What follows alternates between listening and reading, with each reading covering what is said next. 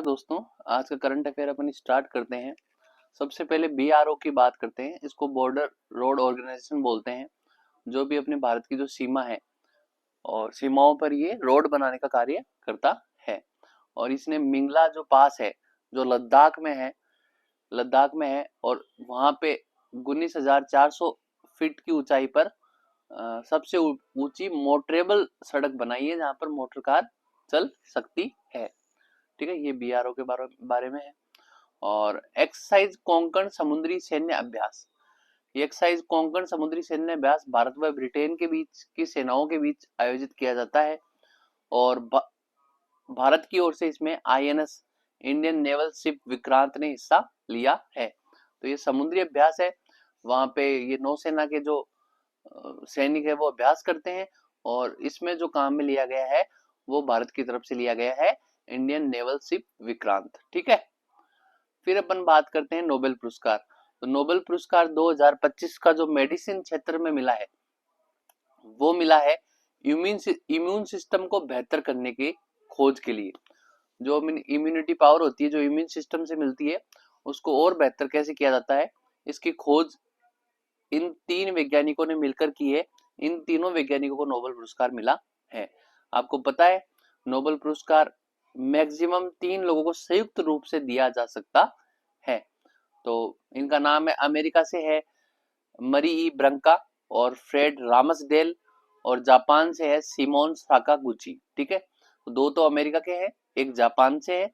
और इनको immune system को बेहतर बनाने के लिए इनकी जो खोज है उसके लिए इनको ये नोबेल पुरस्कार मेडिसिन क्षेत्र में दिया गया है 2025 का। फिर अपन बात करें आईसीजीएस अक्षर, ये क्या है? ये इंडिया का जो कोस्ट गार्ड है और कोस्ट गार्ड का ये वेसल है अक्षर। ठीक है, जैसे आईएनएस विक्रांत है वैसे आईसीजीएस अक्षर है। देश की जो तटीय सीमा है, जो भी तटीय सीमा है, कोस्टल लाइन है, वहां पे सुरक्षा को मजबूती देगा। और 4 अक्टूबर को इंडियन कोस्ट गार्ड में इसको शामिल किया गया है, आईसीजीएस को। और ये कौन सी क्लास से है? ये अदम्य क्लास से है। वह इसका जो बेस है वो है कराईकल, जो पुडुचेरी में है, वहां पे स्थित ये होगा। डाइथाइलिन की बात करें, डाइथाइलिन ग्लाइकोल, डाइथाइलिन ग्लाइकोल है, ये एक पारदर्शी बिना गंध का रसायन है और जहरीला है, हल्का मीठा है। डाइथाइलिन ग्लाइकोल, इसको बोलते हैं डीईजी, डाइथाइलिन ग्लाइकोल।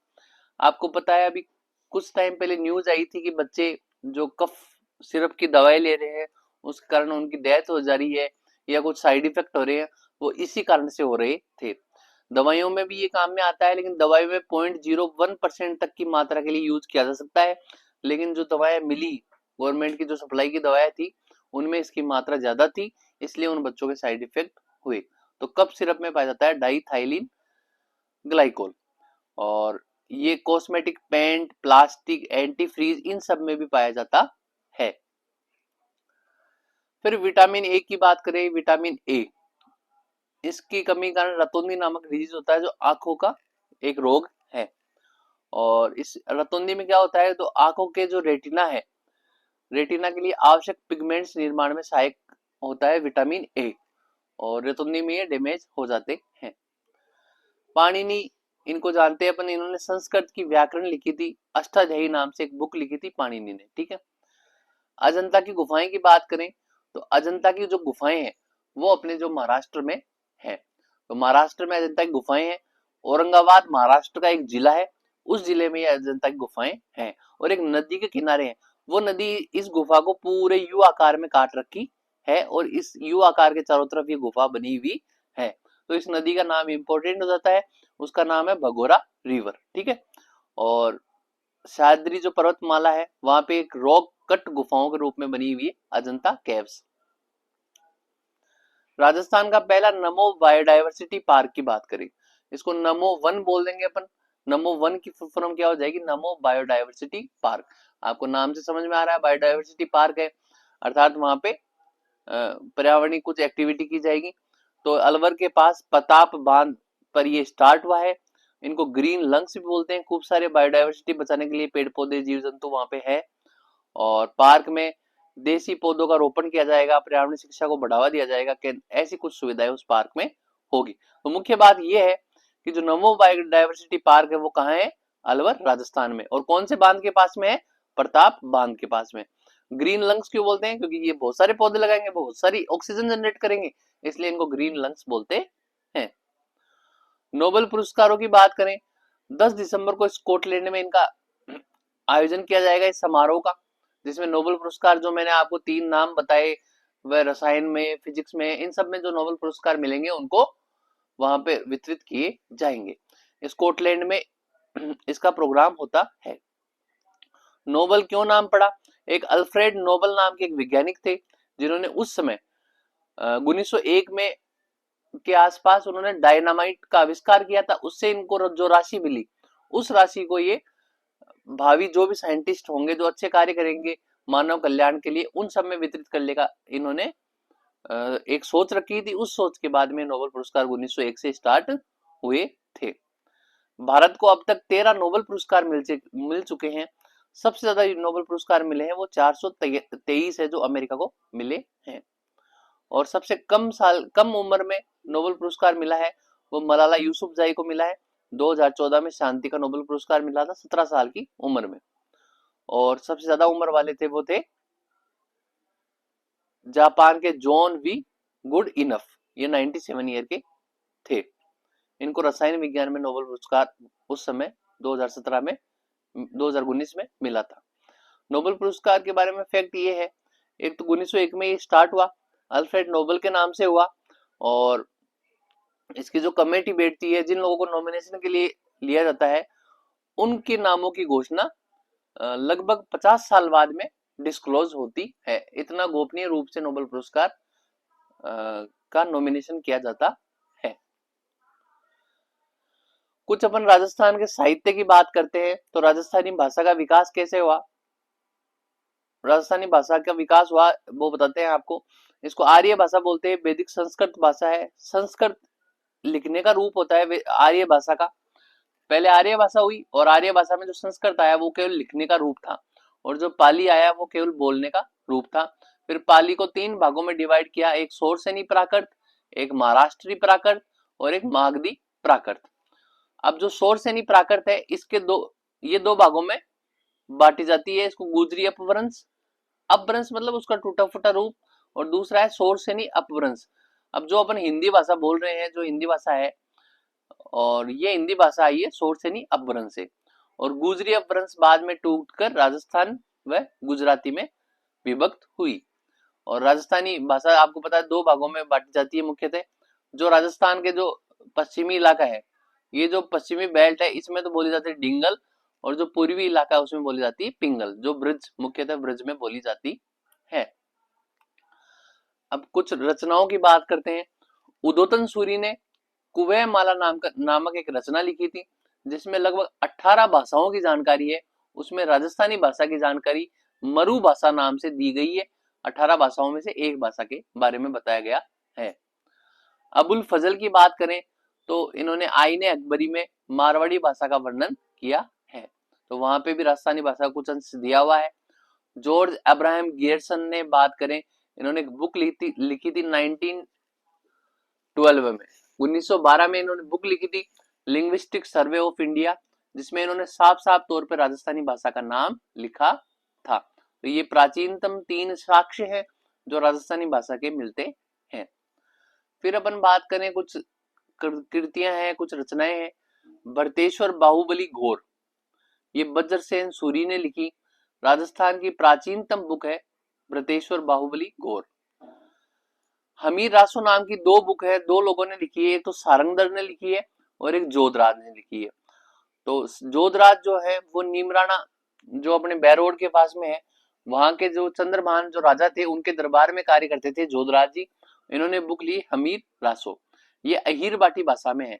मतलब जो भी कोटपुतली बैरोड के बारे में आसपास में जो भाषा बोली जाती है उसको अहीर बाटी बोलते हैं। अहीर मतलब यादव समाज से लिया जाता है इस टर्म का वर्ड। तो अहीर बाटी वहां भाषा बोली जाती है, और जोधराज ने हमीर रासो अहीर बाटी भाषा में लिखी थी। और कुछ रासो की बात करें तो दयाल ने लिखा था राणा रासो, और नल सिंह ने लिखा था विजयपाल रासो। यहाँ पे जो विजयपाल सिंह है वो बयाना के राजा थे, जो भरतपुर साइड में पड़ता है। दुर्साहड़ा की बात करें तो ये अकबर के दरबारी थे। इन्होंने विरुद्ध क्षेत्रहरी मतलब छिंतर जो महाराणा प्रताप के गुण बताए थे, इसको विरुद्ध विरुद्ध मतलब यशोगान में जो गाया जाता है उसको विरुद्ध बोलते हैं। तो विरुद्ध क्षेत्रहरी लिखा, कीर्तार बावनी लिखा, और कुशल लाभ ने लिखा ढोला मारूरी चौपाई। केशवदान केशवदास गांडन की बात करें तो जोधपुर के जो महाराजा गज सिंह है, इनके दरबार में थे केशवदास दास गांडन, और इन्होंने लिखा राजगुण रूपक और अमर सिंगरा दोहा। फिर बात करें जग्गा खिड़िया की बात करें तो जग्गा खिड़िया ने लिखा वचनिका राठौड़ रतन सिंगरी।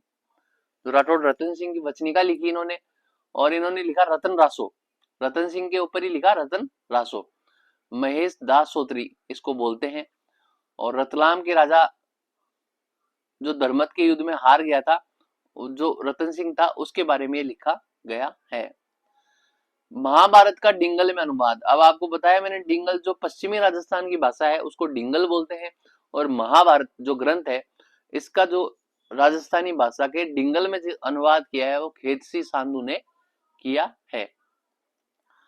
फिर बात करें जसवंत जसोभूषण, ये अलंकार इसमें ज्यादा लिखे गए हैं, मुरारी दान ने लिखा है, और जो जोधपुर के जो महाराजा जसवंत सिंह सेकंड है इनके ऊपर लिखी गई है। श्रीधर की बात करें इन्होंने रणमल छंद लिखा है। जोगीदास की बात करें इन्होंने हरि पिंगल प्रबंध लिखा है। सूर्यमल मिश्रण जो हाड़ौती क्षेत्र से आते थे, इन्होंने बलवंत विलास, सत्ती रासो, राम रंजाट नाम की रचनाएं लिखी है।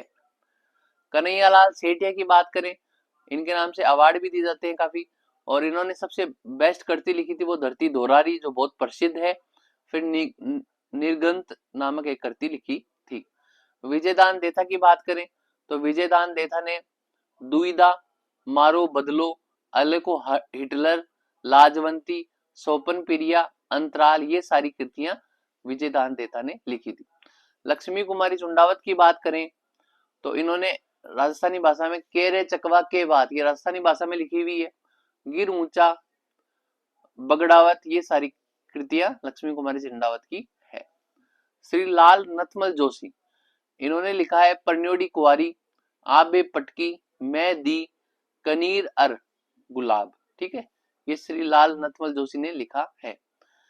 यागवेंद्र शर्मा इन चंद्र, ये बीकानेर से है, और इन्होंने हु गोरी की पीवरी, खम्मा अन्नदाता, जनानी ड्योडी, हजार घोड़ों पर सवार, जमारो, तासरो घर, मेहंदी दे फूल, ये सारी यागवेंद्र शर्मा ने लिखी है। नारायण सिंह भाटी की बात करें, इन्होंने मीरा, दुर्गादास, परमवीर, ओलियू, बरसोरा डिंगर, डूंगर लांगिया लिखी है। बरसारा डिगोड़ा डूंगर लांगिया, ये कृति है इनकी, वो लिखी है। राघे रांगव की बात करें तो इन्होंने घरौंदे, मुर्दों का टीला, कब तक पुकारू, आखिरी आवाज, काका, ये सारी कृतियां राघे राघव ने लिखी है। फिर शिवचंद्र भरतिया की बात करें तो इन्होंने 3 कृतियां लिखी है वो जो फेमस है, एक कनक सुंदर जो उपन्यास है, केसर विलास नाटक है, विश्रांत प्रवास कहानी इन्होंने लिखी है शिवचंद्र भरतिया ने। चंद्र सिंह बिरकाली, इन्होंने लू, बादली, सांझ, कह मुकरनी, ये सब लिखी है।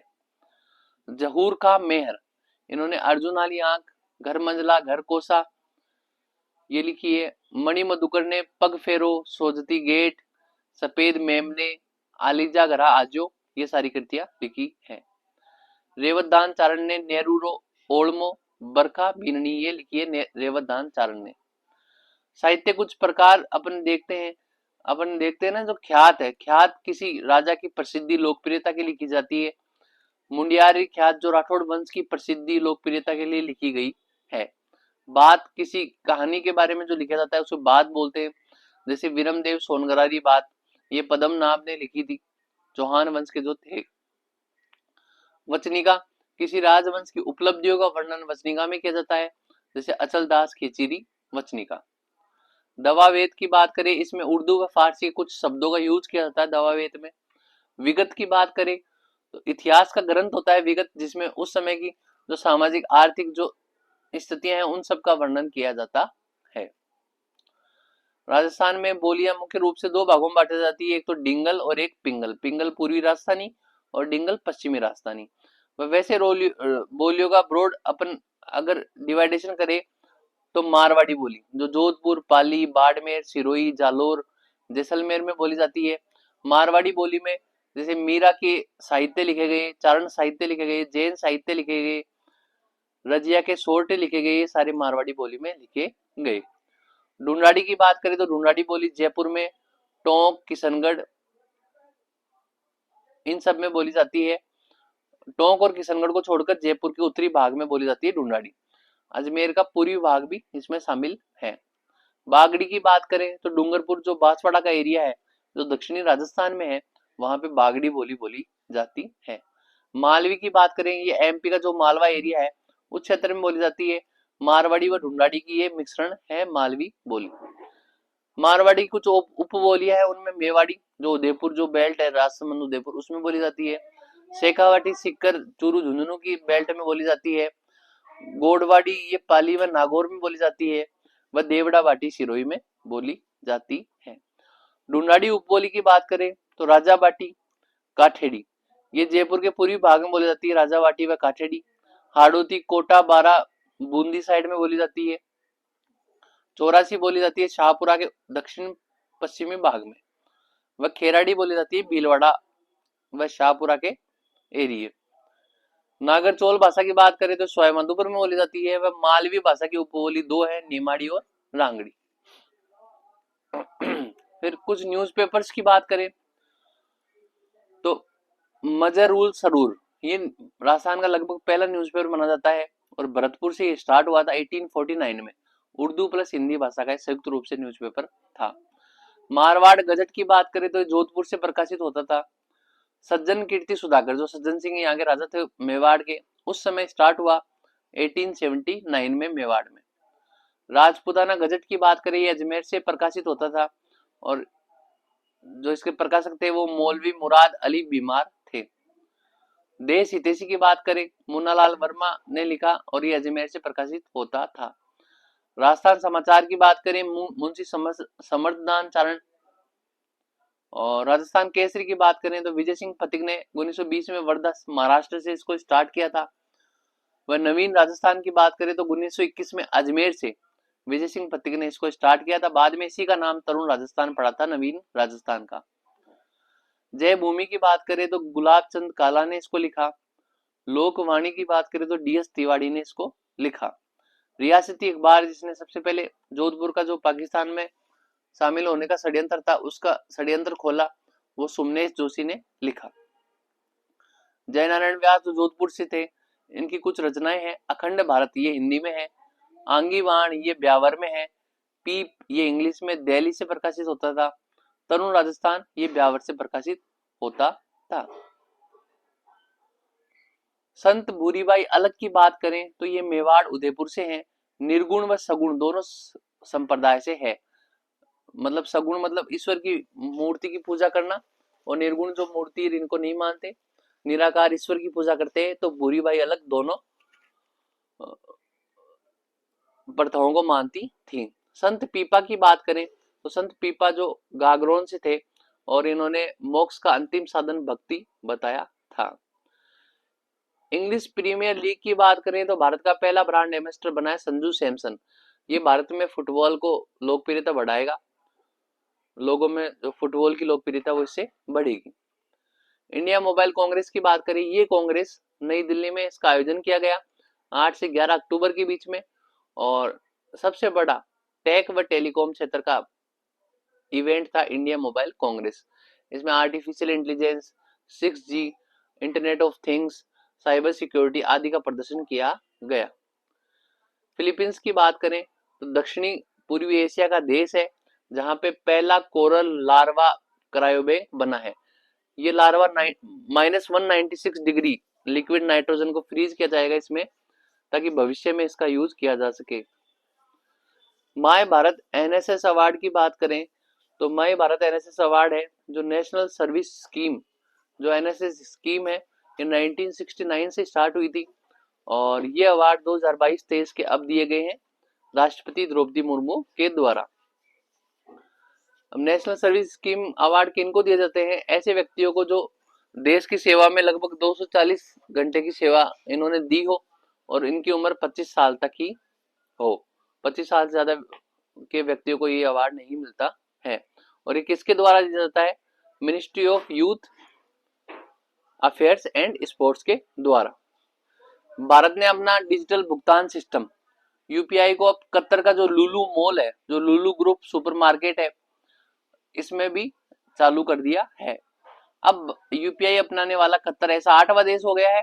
और विश्व में टोटल जो ट्रांजेक्शन होता है, टोटल जो भी ऑनलाइन ट्रांजेक्शन होता है, उसमें यूपीआई जो भारत का है उसके द्वारा विश्व में सब 50% से ज्यादा ट्रांजेक्शन यूपीआई के द्वारा होते हैं।